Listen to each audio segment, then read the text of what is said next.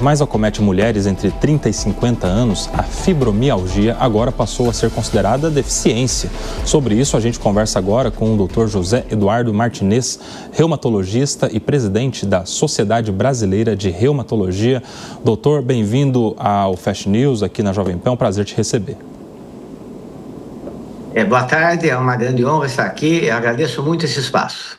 Doutor, eu gostaria, antes da gente entrar nessa novidade, que é justamente a fibromialgia como deficiência, eu gostaria de entender primeiro os detalhes do que se trata a fibromialgia e quais são os seus principais sintomas, quais são os sinais de alerta que quem esteja na nossa audiência possa se preocupar, se ater, caso venham a identificar.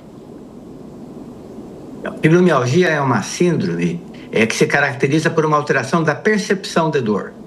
Todos nós temos mecanismos que fazem a gente sentir dor é importante para a gente saber que tem alguma lesão, e outros mecanismos que inibem a dor. Então, o equilíbrio desses mecanismos faz com que a gente sinta a dor no momento certo.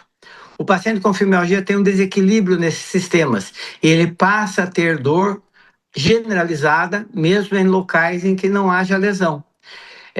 Acredita-se que tudo isso seja decorrente de estresse crônico. Mecanismos de lutar também estão alterados. Então, são pacientes que passaram por muitos estressores, por situações de estresse, ou que encaram problemas do dia a dia como estresse. Isso acaba alterando na nossa biologia, fazendo com que a gente sinta mais dor do que deveria sentir. Bem sucintamente, seria isso. Agora são 13 horas e 3 minutos. Para quem está na rádio, a gente vai para um rápido intervalo. Por aqui seguimos na TV Jovem Pan News, nas demais plataformas. Doutor, a minha pergunta agora diz respeito a quem mais recebe esse tipo de diagnóstico. A gente trouxe aqui já na chamada da nossa notícia uma relação envolvendo as mulheres de determinada idade, né? Explica isso para a gente. Normalmente é uma síndrome que acomete predominantemente as mulheres, mas existem homens sim, e quando acomete homem ele pode ser muito impactante. A faixa em torno de 20 a 60 anos, mas na verdade em qualquer idade pode se desenvolver fibromialgia. Existe descrição de fibromialgia juvenil e na infância, né? Agora a faixa predominante é de 20 aos 60 anos e realmente predominantemente mulheres. Perfeito. Agora, a novidade, a fibromialgia sendo considerada uma deficiência. O que isso significa na prática a partir de agora? Então, veja bem, a Sociedade Brasileira de Reumatologia tem se debruçado sobre isso há vários anos.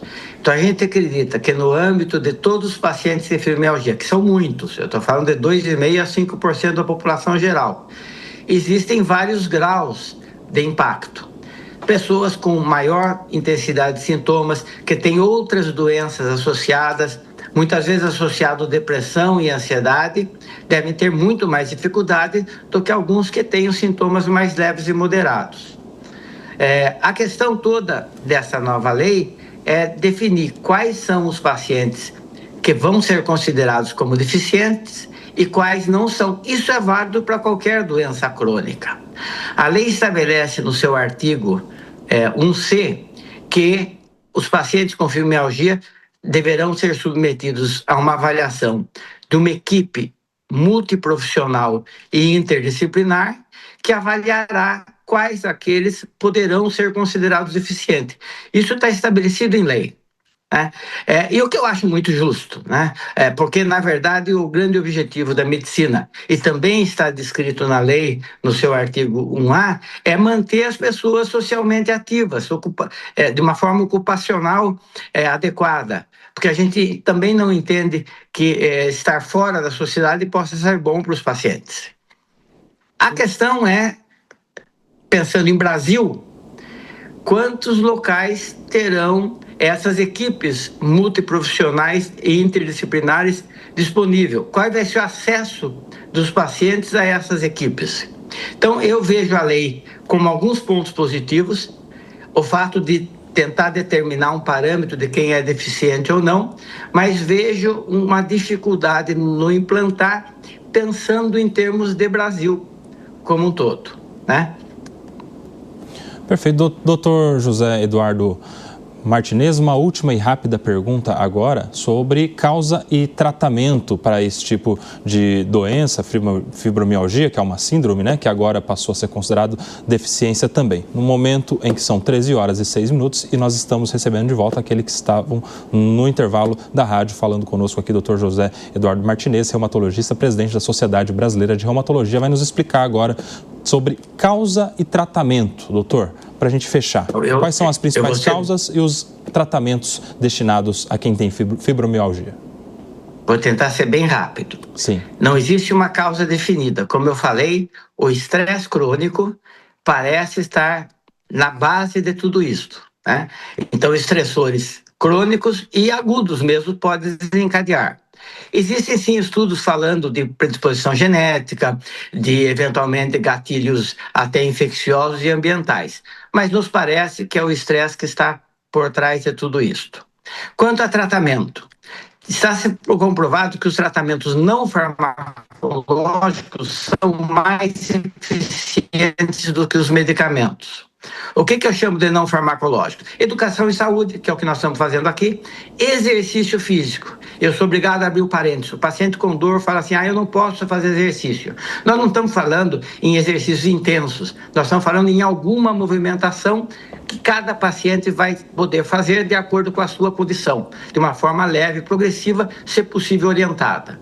Acupuntura e técnicas mais modernas, como eletroestimulação, também estão envolvidas. Quando eu vou para remédio, eu falo de remédios que é modulador, aqueles que fazem com que o estímulo doloroso não chegue tanto ao cérebro e outros que provocam que o próprio sistema inibitório funcione melhor. Nós temos alguns aprovados em bula no Brasil, que o médico vai individualizar. Infelizmente, os aprovados em bula não estão disponíveis no sistema público.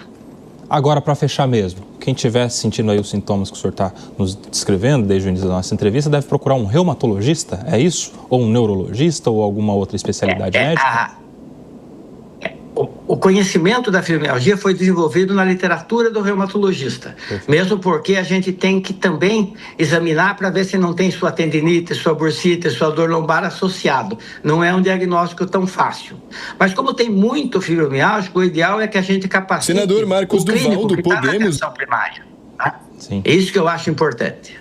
Perfeito. Quero agradecer demais a participação conosco aqui do Dr. José Eduardo Martinez, brasileira de reumatologia. Muito obrigado, doutor José. Sempre um prazer te receber aqui na Jovem Pan.